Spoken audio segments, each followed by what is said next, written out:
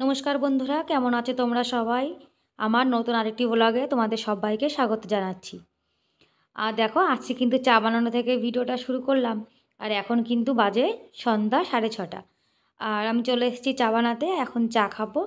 1 cup বানিয়েছি, আর একটু বেশি হয়ে গেছে, সেটুকু আর খাবো না। হ্যাঁ, আমার জন্যই কিন্তু বানিয়ে নিয়েছি।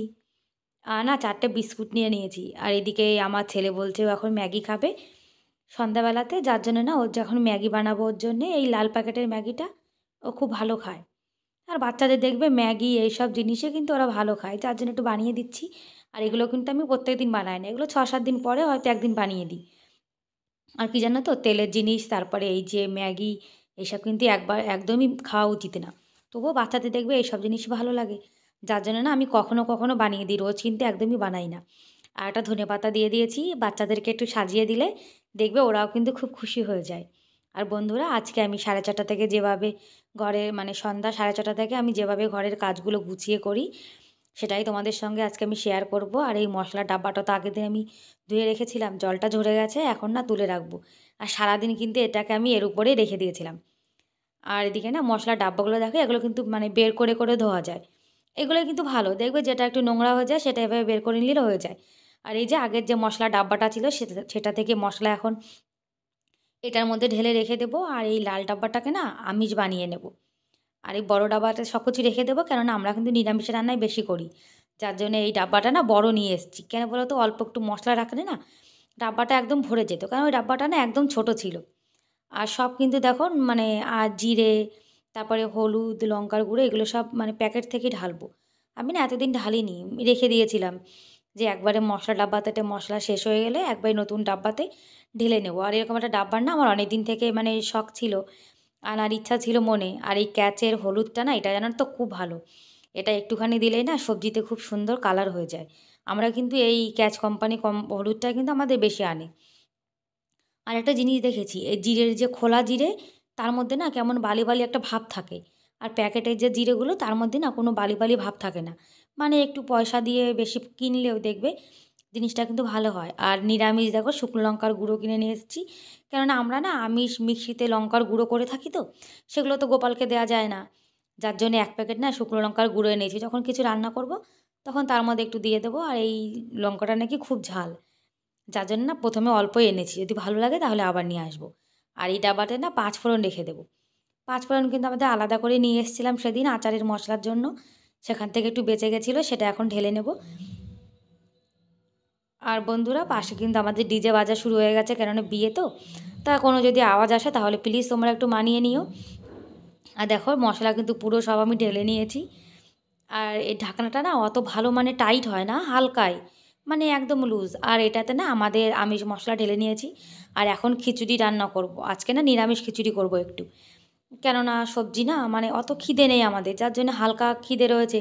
তা ভাবলাম তাহলে খিচুড়ি বানিয়ে ফেলি, তাহলে আমরা একবারে খিচুড়ি খেয়ে নেব। আর রাত্রিরে দেখবে সবসময় হালকা পাতলা খাবারই কিন্তু খাওয়া উচিত। আর যারা এখন ভিডিওটা দেখা শুরু করেছো তারা প্লিজ একটা লাইক করে দিও। আর ভিডিওতে কোথাও যদি তোমাদের কোনো অংশ একটু হলেও ভালো লাগে, তাহলে প্লিজ আমাকে কমেন্ট করে তোমরা জানাতে পারো। আর ভিডিওটা যারা দেখছো এখনও চ্যানেলটিকে সাবস্ক্রাইব করোনি, তাদেরকে অনুরোধ করছি প্লিজ একটা সাবস্ক্রাইব করে আমার এই ছোট্ট পরিবারের পাশে থাকতে পারো। আর যারা কাজটি অলরেডি করে দিয়েছো তাদেরকে অসংখ্য ধন্যবাদ। আর যারা আমাকে কমেন্ট করো, সে কমেন্টগুলো পড়তে কিন্তু আমার খুব ভালো লাগে। আর কমেন্ট করার জন্য তোমাদেরকে অনেক অনেক ধন্যবাদ। আর দেখো, আমরা ইউটিউবে একজন আরেকজনকে সাপোর্ট করব, সেটাই তো ভালো, তাই না? আর কি জানো তো, সবাইকে কিন্তু সবার মানে সাহায্য করা উচিত। যদি আমাদের জন্য কারো সাহায্য হয় তা সেটা তো করাই ভালো, কিন্তু অনেকে কিন্তু এই মনোভাবটা একদমই রাখে না। আর এদিকে না আমি আজকে কুকারে কিন্তু করবো, কুকারটা লম্বা মতো তো, যার জন্য না আমি ভালো দেখতে পাই না, জানো তো। আর আমাদের যে আমিষ কুকারটা ওটা কিন্তু এত লম্বা না, ওটা একদম চড়াই আছে। আর সবজিটা না হালকা একটু ভেজে নেব। আর খিচুড়ি কিন্তু আমরা মাঝে মাঝেই খাই, খিচুড়িটা আমাদের ভালো লাগে। আর জানো তো, মশলা ডাব্বাটা কিনে কিন্তু ভালো লাগছে, নতুন ডাব্বা থেকে দিচ্ছি। আর কি জানো তো, আর কি বলো তো, ছোটোখাটো জিনিসের মাঝে কিন্তু আমাদের অনাবিল আনন্দ লুকিয়ে থাকে। যখন আমাদের মনের কোনো ছোট আশা পূর্ণ হয়, তখন কিন্তু আমাদের অনেক খুশি হয়, তাই না? আর সবার কিন্তু চাওয়া পাওয়া অনেক কিছু থাকে, কিছু কিছু পূর্ণ হয়, কিছু কিছু হয়। আর কি বলো তো, এই নিয়ে কিন্তু আমাদের জীবন এইভাবেই থাকতে হবে। আর আমাদের মেয়েদের কিন্তু মনের সব আশাই পূর্ণ হয় না, তাই না? আর এইসব নিয়েই তো থাকতে হবে, এটাই তো সংসার। আর এদিকে না খিচুড়িতে আমি একটু বেশি করে জল দিয়ে দিয়েছি। কি বলো তো, এর মধ্যে ছোলার ডাল রয়েছে, ছোলার ডালটা না একদমই গলতে চায় না। তারপরে এদিকে আমার বর আর আমার ছেলে বলছে তেলের পিঠে খাবে। আর আমি না পিঠে কিন্তু অত ভালো বানাতে পারি না, তবুও যেটুকু পারি মানে কাম চালাও মানে চলে যায়। ওই পুলি পিঠে, তারপরে চুষি পিঠে বলে, তারপরে এই যে তেলের পিঠে, এইগুলোই 3টে পারি একটু। তো এখন বলছে ওরা তেলের পিঠে খাবে, যার জন্য আমি যা পারি বানিয়ে দিচ্ছি। আর কি বলো তো, পিঠেটা না আমি আগে কিন্তু কোনো দিনই বানাইনি, এবার না বানানো শিখতে হবে, কেননা আর তো কেউ নেই যে আমাদেরকে বানিয়ে খাওয়াবে। সেই জন্য না আমি একটু বানানো শিখবো। আর আমাদের গোপালের জন্য কিন্তু তুলে রেখে দিলাম, কেন আমাদের গোপালও তো পিঠে খাবে। আর আমার ছেলে তো পিঠে ভালো খায়, যার জন্য এবার বাড়িতে গেলে পিঠে বানানো শিখে আসবো। আর জানো তো, আমাদের এখানে মেশিনে না ভালো এরা গুঁড়ো করতে পারে না। গুঁড়োটা যদি আরেকটু মিহি হতো তাহলে কিন্তু মানে আর একটু ভালো হতো। এরা অত ভালো গুঁড়ো করতে পারে না, কেন বলো তো, এই দেশের এরা রাজস্থানী লোক, এরা কি কোনোদিন পিঠে মিঠে খেয়েছে? এরা তা জানেও না। তাই দেখো পিঠে বানিয়েছে এই যে। আর এদিকে খিচুড়ি হয়ে গেছে, আজকে খিচুড়ি আর বেগুন ভাজা, একদম সিম্পল রান্না রাত্রিরে। আর আজকে না মানে অত খিদে নেই, যার জন্য একদম সিম্পল হালকা পাতলায় রান্না করেছি। আর আজকে দুপুরে জানো তো গায়ে মানে ডিজে বাজছিল, সেখানে চলে গেছিলাম, যার জন্য না দুপুরে বাসন কিন্তু একদমই ধোয়া হয়নি। সেজন্য দুপুরের বাসন, তারপরে সন্ধ্যাবেলা চায়ের বাসন, আর রাত্রিরে খাবার দাবারের যা বাসনগুলো রয়েছে সেগুলো কিন্তু এখনই সব মেজে রেখে দিচ্ছি। আর দেখেছো, একটু আলসেমি করে কোনো কাজ না করলে কিন্তু সেই কাজটা একদম পড়েই থাকে, সেটা কিন্তু হয় না। মানে 1 ঘন্টা পরে হোক আর 1 ঘন্টা আগে হোক, কাজটাকে তো আমাকেই করতে হবে। আর দেখো নিরামিষ আমিষ কত বাসন হয়েছে খিচুড়ি রান্না করার পরে। দেখো আচ্ছা, কুকারটা কিন্তু অনেকই নোংরা হয়েছিল।